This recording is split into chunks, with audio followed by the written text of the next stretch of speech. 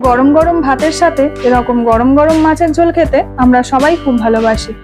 এই মাছের ঝোলটা বানানো যতটাই সিম্পল, খেতে কিন্তু ততটাই অসাধারণ হয়।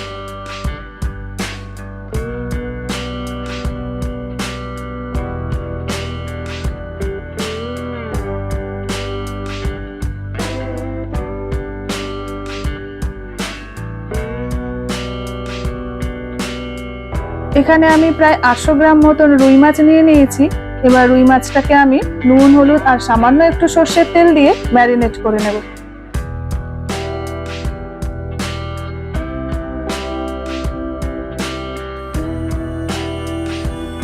আর এখানে মাছটা রান্না করার জন্য যে মশলাটা লাগবে, সেই মশলাটা এখানে রেডি করে নিচ্ছি। তার জন্য একটা মিক্সিং জারের মধ্যে দিয়ে দিলাম কিছুটা আদা, 4 থেকে 5টা শুকনো লঙ্কা আর 1 চামচ গোটা জিরে।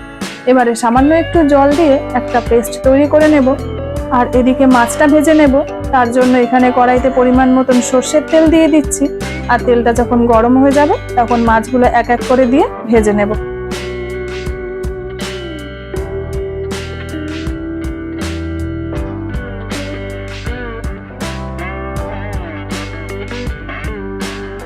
মাছের ঝোল রান্নায় মাছটা একটু কড়া করেই ভাজতে হবে। আর মাছগুলো ভাজা হয়ে গেলে এক এক করে আবার একটা পাত্রের মধ্যে তুলেও নিচ্ছি। সবকটা মাছ তো ভাজা হয়ে গেছে। এবার যে মাছ ভাজা তেলটা আছে তার মধ্যেই দিয়ে দিচ্ছি 2টো তেজপাতা আর কালো জিরে। আর ফোড়নটা একটু ভাজা হয়ে গেলে এখানে কয়েকটা টুকরো করে কেটে রাখা আলু দিয়ে দিচ্ছি। আর আলুটা ভাজার সময় এর কালারটা যেন ভালো আসে, সেজন্য এখানে কিছুটা হলুদ দিয়ে আলুটা ভালো করে ভেজে নিচ্ছি।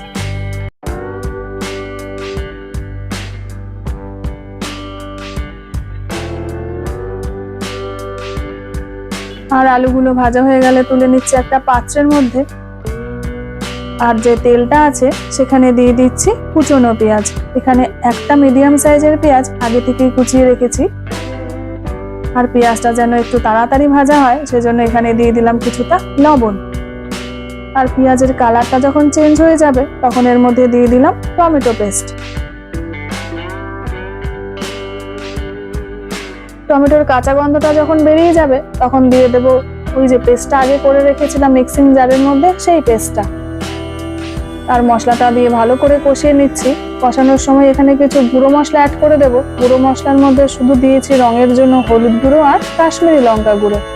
আরো একবার ভালো করে মিশিয়ে এখানে দিয়ে দেব পরিমাণ মতন লবণ আর চিনি।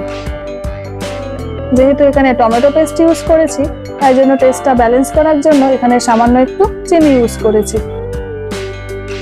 মশলাটা ভালো করে কষানো হয়ে গেছে। কষানোর পরে যে আলুটা ভেজে রেখেছিলাম, সেই আলুটা ভেজে মশলার সাথে ভালো করে মিশিয়ে নিচ্ছি।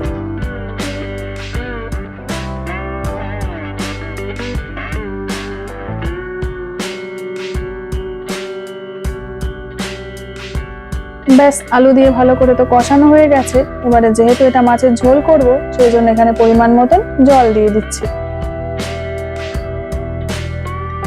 ঝোলটা ফুটে উঠেছে।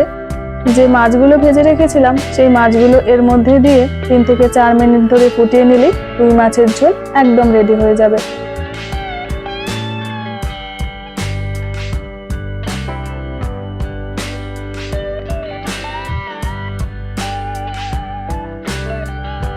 ব্যাস, তৈরি হয়ে গেছে আজকে আলু দিয়ে রুই মাছের ঝোল। এর টেস্ট কিন্তু দারুণ হয়। আপনারা অবশ্যই বাড়িতে একবার বানাবেন। আর রেসিপিটা কেমন লাগলো আমাকে কমেন্ট সেকশনে জানাবেন।